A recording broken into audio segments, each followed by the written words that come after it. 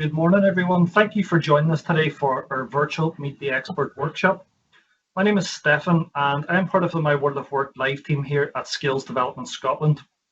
First of all, I would just like to give a big shout out to some of the schools that are joining us today. So the likes of Calderglen High, Biggar High School, St Philip's School and Berwickshire High.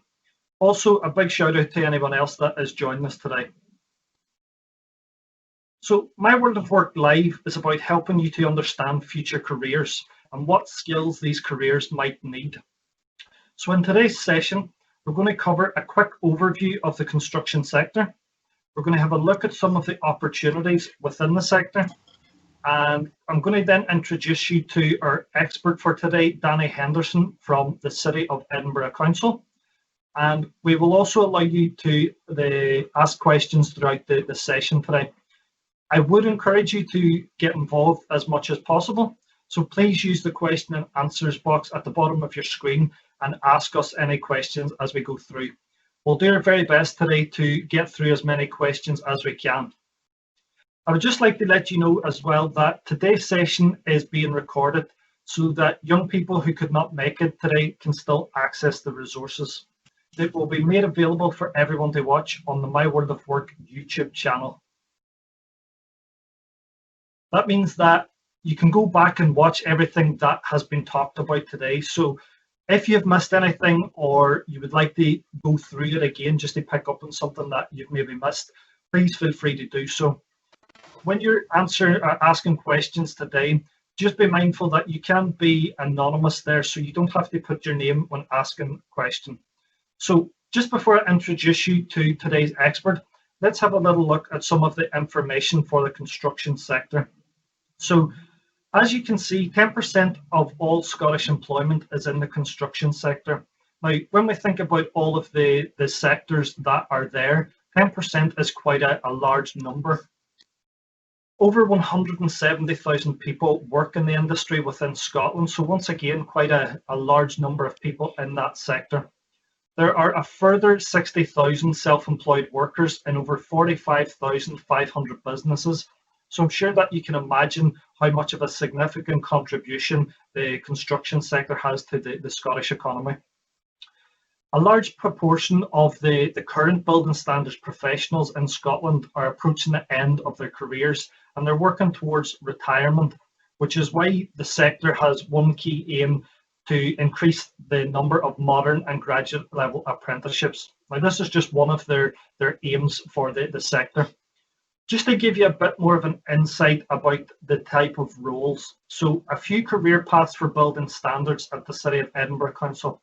So we've got graduate apprentice surveyor, assistant building standard surveyor, building standard surveyor, senior building standard surveyor. So a lot of similar names there.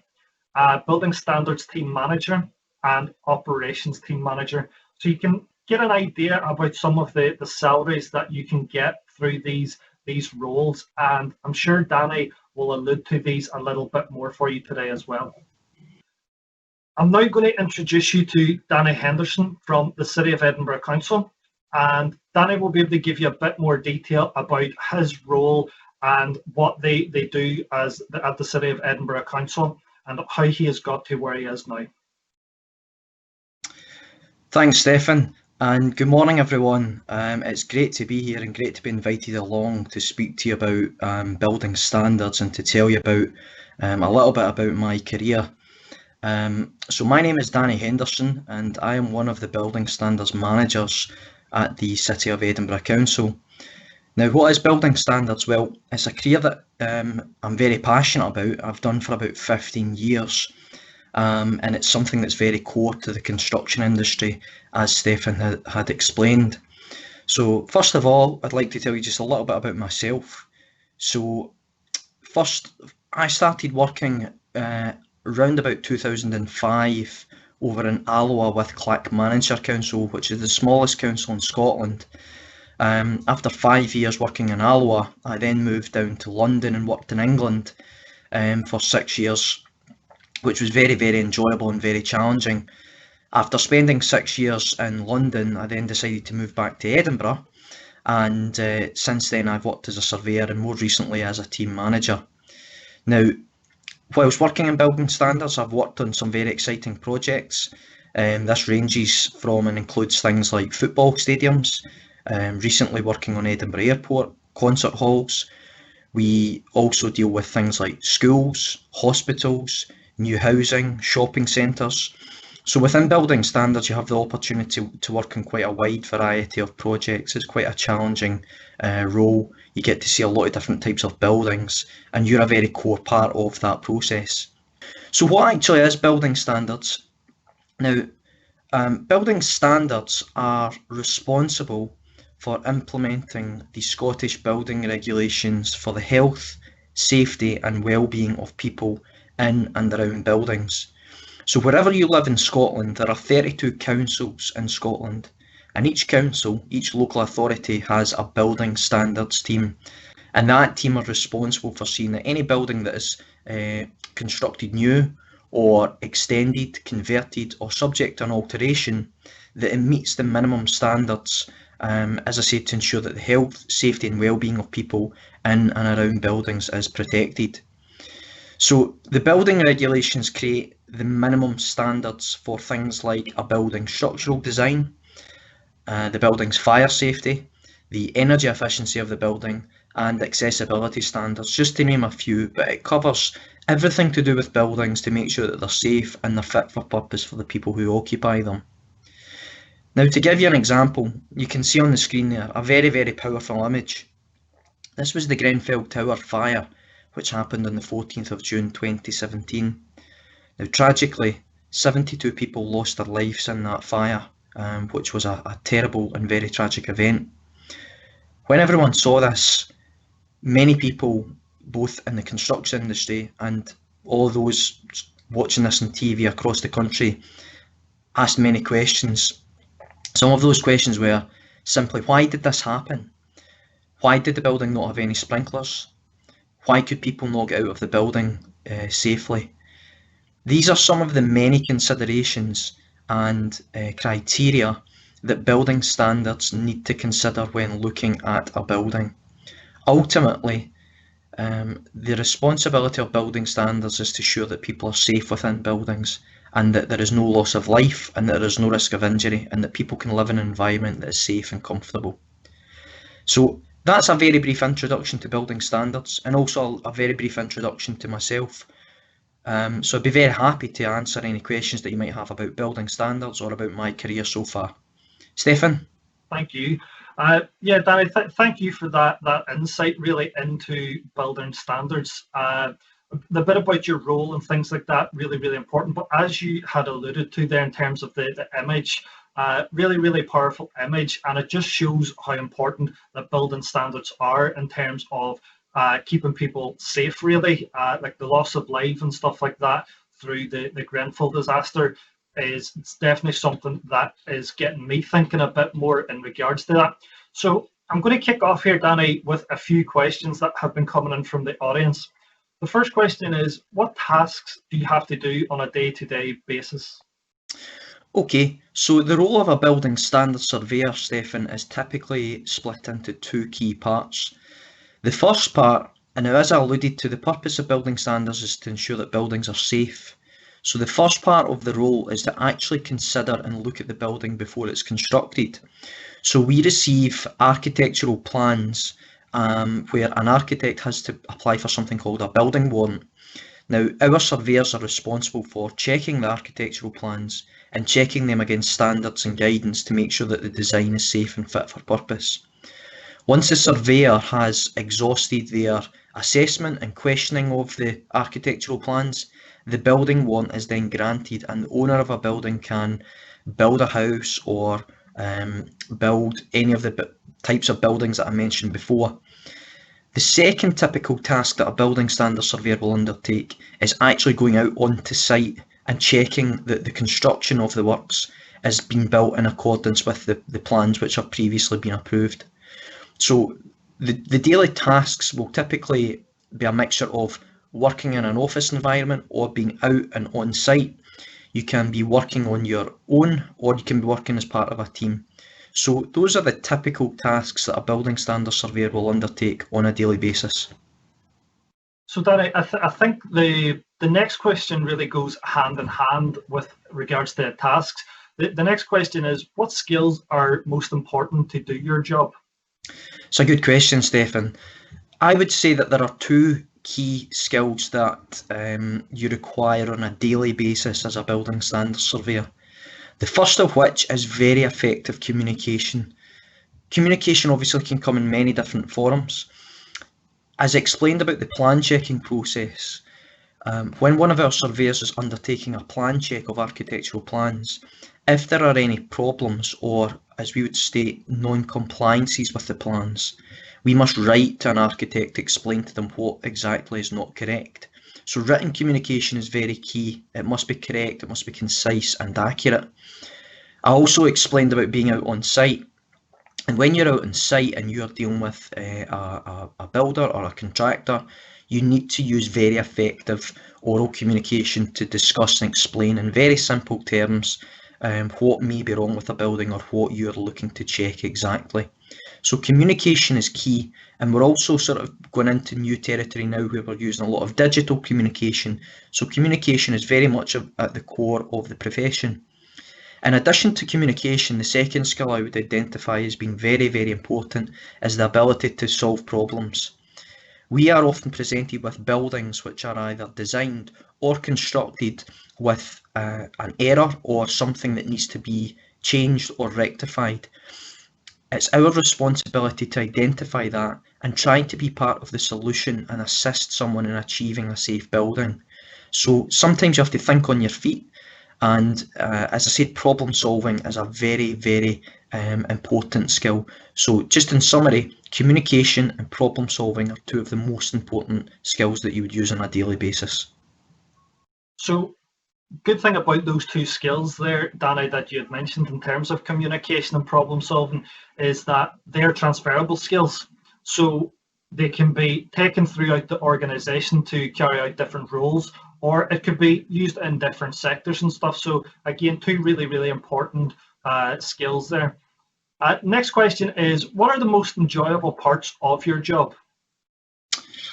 Well, the most enjoyable parts of the job, Stefan, in my opinion, is that within building standards, you make a real difference in people's lives. Now, I explained some of the various building types that we deal with, but one of the most frequent building types that we deal with is housing.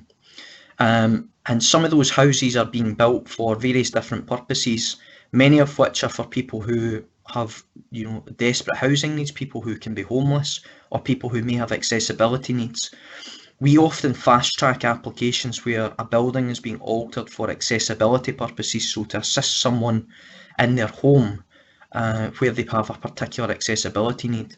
So we play a critical part in dealing with that process very, very quickly, and ultimately seeing that a building is safe to allow someone to occupy their home and live freely and independently without any struggle. So from my perspective, Stefan, I think that that's a very fulfilling part of the job and very enjoyable. The other very enjoyable part, I must be honest and tell you, is that in building standards that you often get the opportunity to see many buildings behind the scenes. Things like stadiums, concert halls, different venues, whether it's bars, restaurants, and you get to see how they operate and how they function. That for me is a very enjoyable aspect where you get to sort of go behind the scenes and you get to see how some of these incredible buildings in cities like Edinburgh and Glasgow, how they function and how they operate. So those are the two most enjoyable parts of the jobs for very different reasons, Stefan. That's great, Danny, and it's good to hear these different things that obviously are enjoyable about the job. So I can imagine getting to go and see projects and stuff like that you have worked on, ensuring their safety, and also like when we spoke about the Grenfell Tower, the significance of how important the building standards sector is as well. What are the most challenging parts of your job? Now, that's actually quite an easy question to answer, Stefan, because it's something that we have to do from time to time, a very unenjoyable part of the job. Now, as I explained, our responsibility is ultimately to make sure that buildings are safe. The most unenjoyable part of the job but is a very essential part of the job, is when you understand part of a building is not safe, or there might be a risk to the people that occupy a building, you need to be strong and tell people that a building needs to be changed. Now, that may require someone sort of ripping out or changing part of a building that's already been complete. There may be a cost or a delay in a project by requesting that, but ultimately, your responsibility as a building standards surveyor is to ensure that a building is safe. So sometimes we have to inform people that they have to change parts of the building, that they have to alter something that's already complete. Now, in some circumstances, that news isn't always well received by the person that's the recipient of that advice or that guidance from building standards. But it's important to be strong, and I explained about communication. You have to be calm, you have to be helpful, but you have to be professional, and it's important that you act in the interest of the people who are going to occupy the building. So those can sometimes be difficult conversations, Stefan, but it's important to know that you're doing the right thing. And while someone may not thank you for that, it's important to do the right thing and do the job properly. So that's probably the most challenging and sometimes the least enjoyable part of the job. Yeah, definitely. And I think, Danny, this next question, it might link into a bit of a previous question in terms of the enjoyable parts of your job, but what has been the best project that you have worked on? Well, recently, Stefan, myself and my colleagues at the City of Edinburgh Council have been involved in many meetings and reviews on the grandstand at Edinburgh Castle. Now, if anyone's been to Edinburgh during the Edinburgh Festival, around about sort of July or August, you may notice at Edinburgh Castle that there's a grandstand that's erected for concerts and also for the Royal Edinburgh Military Tattoo, which happens every year. It's one of the most famous events in the country, and it's recognised and known all over the world. Building standards are part of the team who see that that grandstand is built correctly, and that when it's occupied by thousands of people for concerts and the Royal Edinburgh Military Tattoo, that it's safe and fit for purpose, and that if there were a need to evacuate people, that there are measures in place. We also look at things like the number of toilet facilities that are provided, and also things like accessibility features to ensure that anyone with accessibility needs who's attending a concert is able to sort of do so and enjoy that with the necessary facilities nearby. So from my perspective, that's something that is a worldwide recognised event, the military tattoo, and the concerts attract some of the most famous artists and pop stars from all over the world.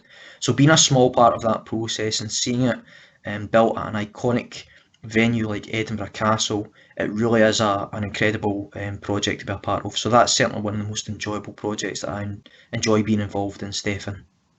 Thank you. Yeah, I can imagine that. It does sound like you've been involved in quite a lot of really interesting projects and stuff, which is really nice to hear.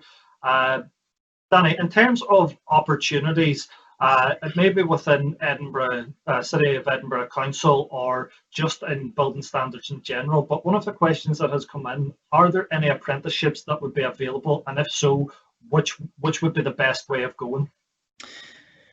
That's a good question, Stefan. The good thing about building standards is that there are numerous different entry routes. You can get into building standards by going to college, university, or by having experience working in the construction industry. Specifically in relation to apprenticeships, we in the last 2 years have taken on 4 graduate apprentices in building standards, and the City of Edinburgh Council have taken many more graduate apprentices on in different areas that are also in the construction industry that undertake surveying. To answer your question, yes, there are graduate apprenticeships, and due to the changing workforce that you explained in your second slide, building standards local authority sections across Scotland are turning to graduate apprenticeships as an option to get people in straight out of high school, or those that have maybe been in college or university, and offer them the opportunity to work, earn and learn at the same time. So for the graduate apprenticeships, The role consists of sort of two main parts. First of all, undertaking the job and learning the job. Our graduate apprentices do many of the tasks that the building standards surveyors do, but we ensure that they have the necessary support, that they have mentors, and that where necessary, and quite frequently, we undertake training and ensure that they are being familiarised with many of the different aspects of the role. The second part to the graduate apprenticeship is actually going to university. Now, just now, because of COVID, similar to this presentation, much of the learning has been undertaken digitally and at a distance, unfortunately. But our graduate apprentices will typically spend at least one day, in some cases 1.5 days per week at university studying in the classroom.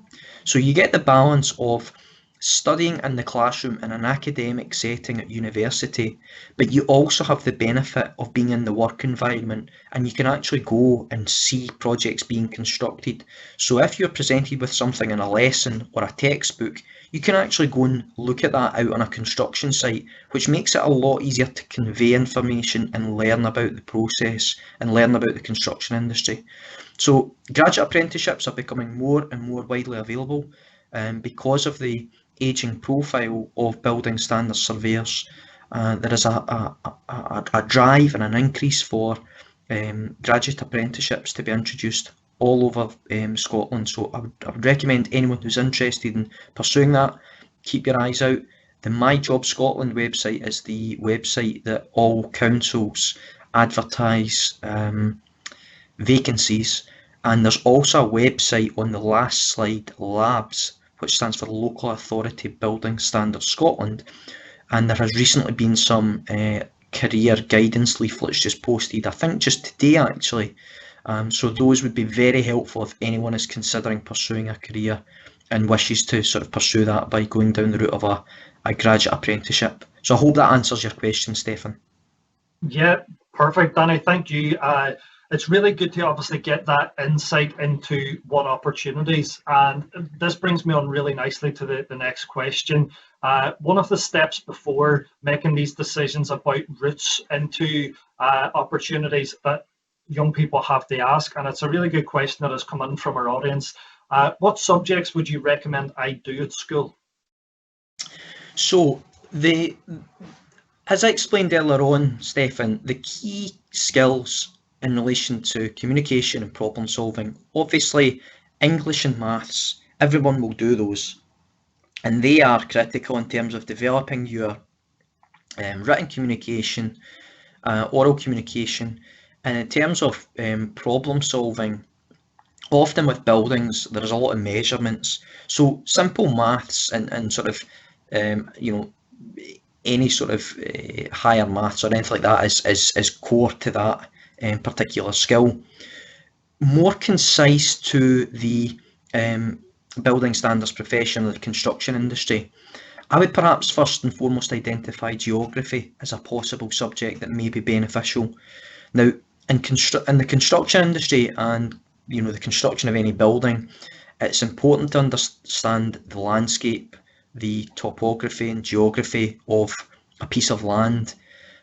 Often when we are assessing new buildings, we must first and foremost look at the land and consider if there are any possible challenges. A few examples in terms of land are contaminated land, the influence of things like water courses like rivers or burns, and we also must consider other things historically like mining and how that may affect ground conditions.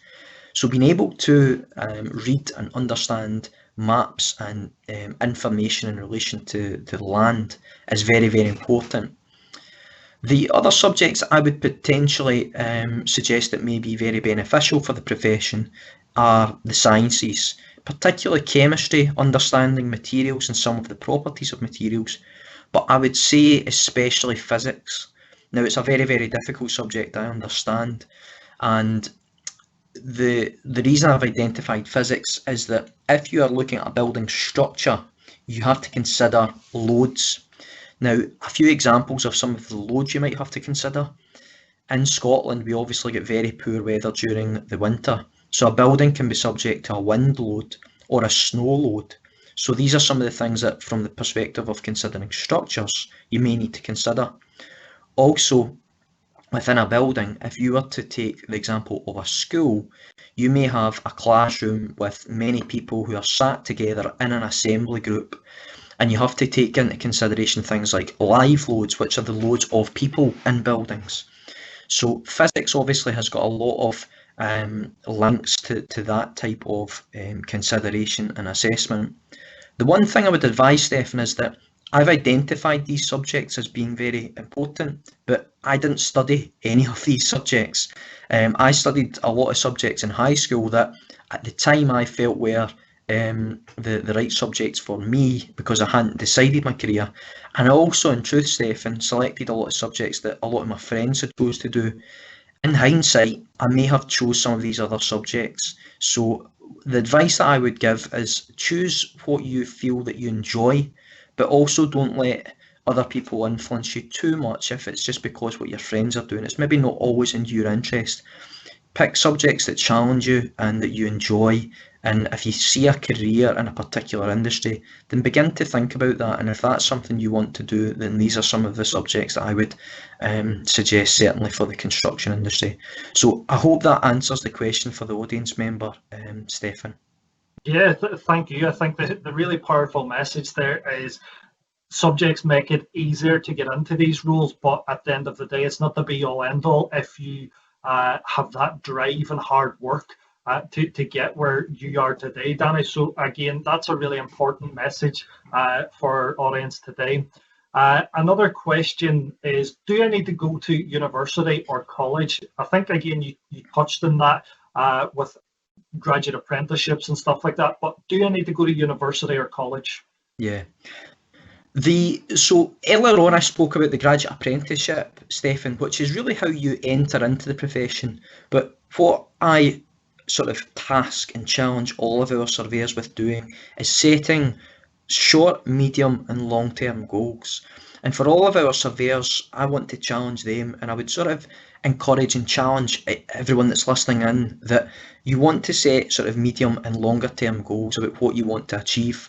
Now, in the building standards profession, the long-term goal, in my opinion, should always be that you want to be a chartered surveyor.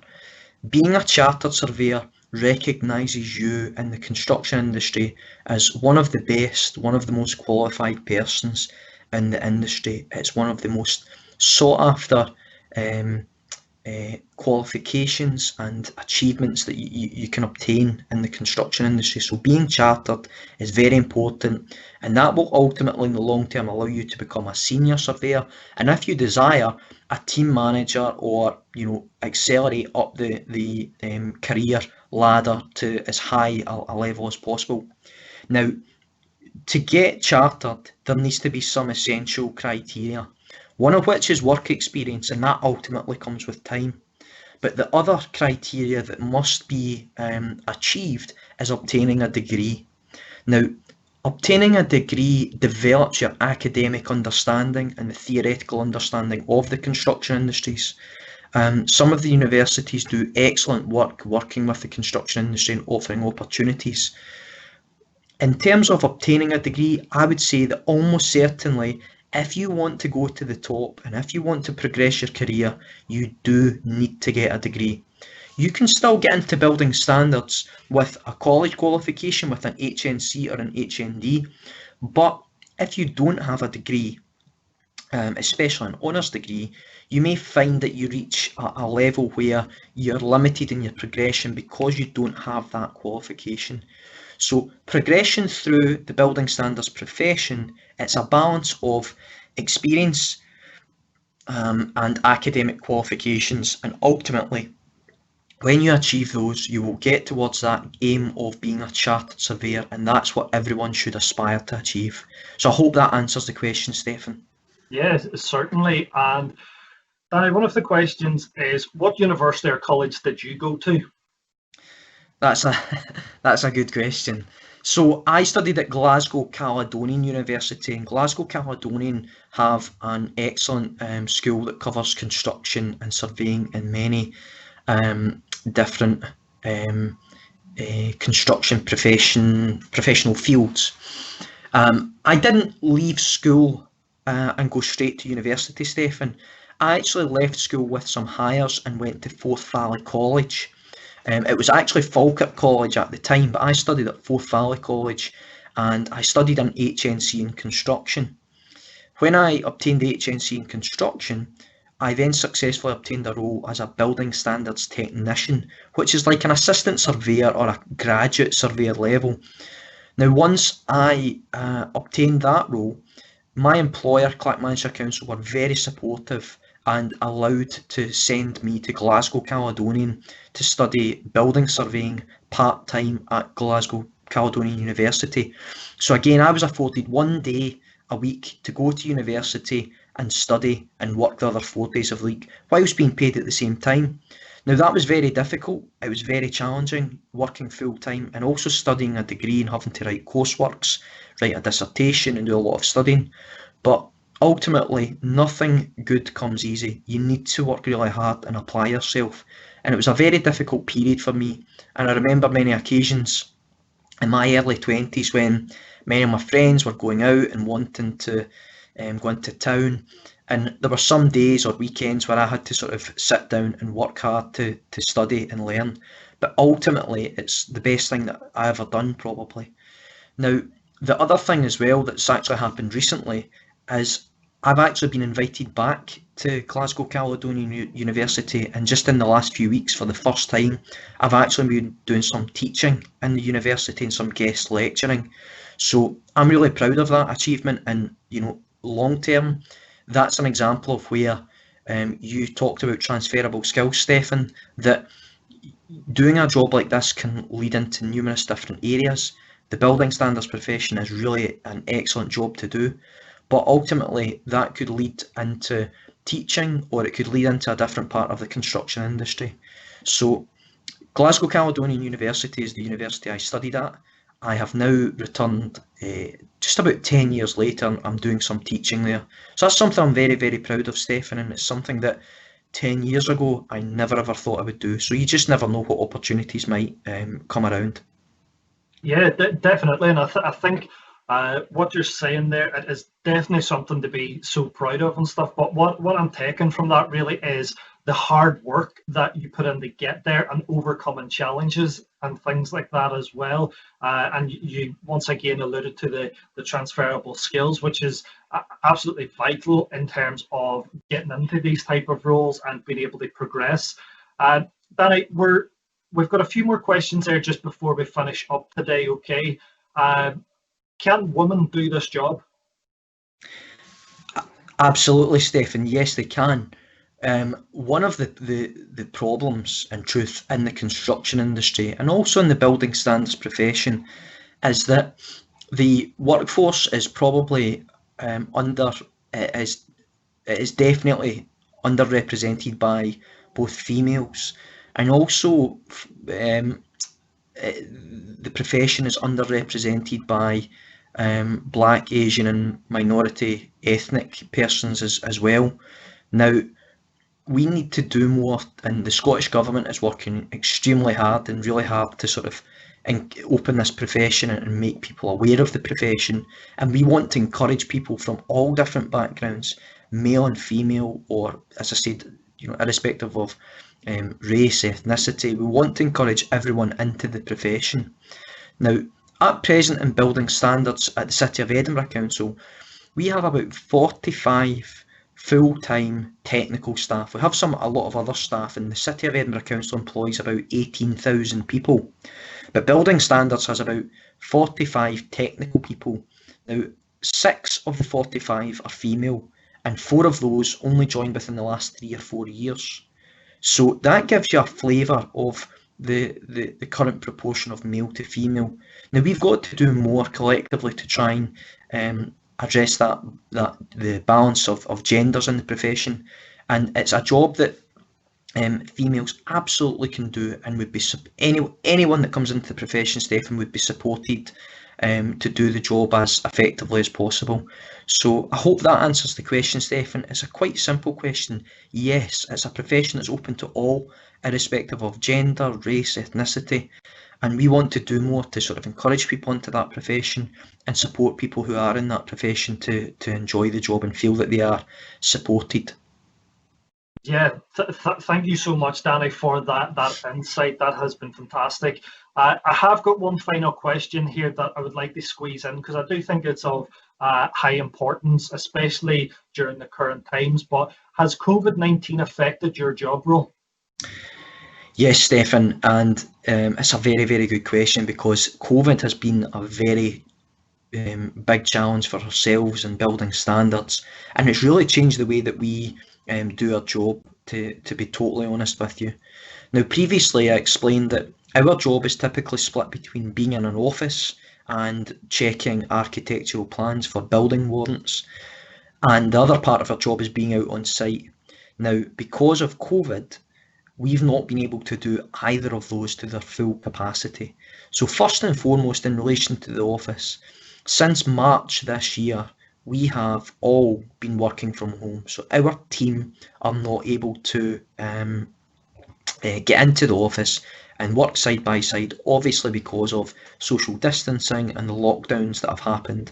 We've not been able to do that. So we've had to adapt. And when I spoke earlier on about communication, I touched on digital communication, which is absolutely core to all professionals and all working persons now. We've had to embrace, video platforms for having team meetings and speaking to colleagues. So that's been the first change. The second change is that typically we would have been out on site and we would have been physically on building sites, walking around with the contractor, looking at the buildings as they're in progress. Again, because of the circumstances, we've just not been able to do that. So we've had to adapt our ways of working, and we've had to utilise things like videos to work with a contractor or work with someone to undertake inspections or surveys using platforms such as FaceTime, Skype and Microsoft Teams to use video technology to look at buildings. We've also had to adapt and in some circumstances use photographic evidence to look at buildings. So we've really had to adapt how we have worked, and technology has been at the core of that. So I'm sure that for all of the young people in the audience that are listening in, hopefully, that if you can use technology effectively, that these are some of the critical skills that are becoming focal to building standards and focal to all roles in the construction industry.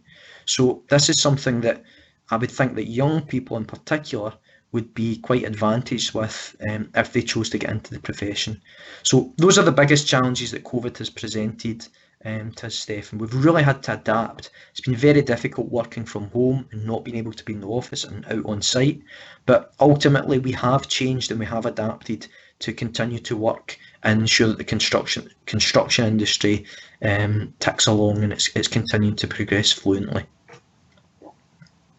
Danny, thank you. That has been a fantastic insight really into your job role and your sector. That time seemed to just absolutely fly by, and I really appreciate you coming along today to take the time to speak to the young audience really about your job role and sector.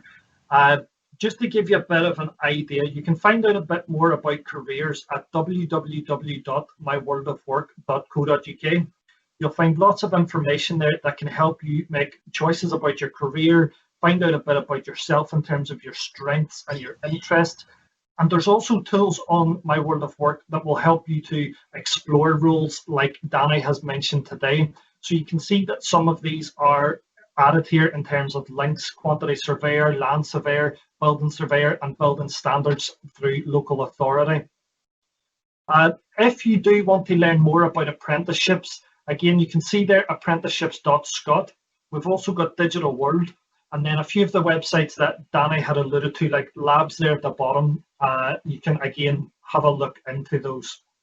You can also speak to your school careers advisor, as they will have a lot more information and guidance there to offer and help support you through picking your subjects and making career choices going forward.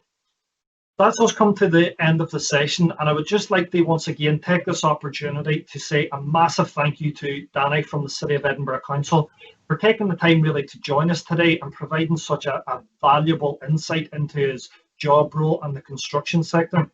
Personally, I found that really interesting, Danny, and I hope that everybody in the audience today has found that as well. So as I mentioned before at the very beginning of the call, the session has been recorded. So that means that you can view it as many times as you like at a later date and have a look at the future sessions that are coming up over the next couple of months as well. Finally, massive thank you for everybody joining us there today, and take care and have a good day.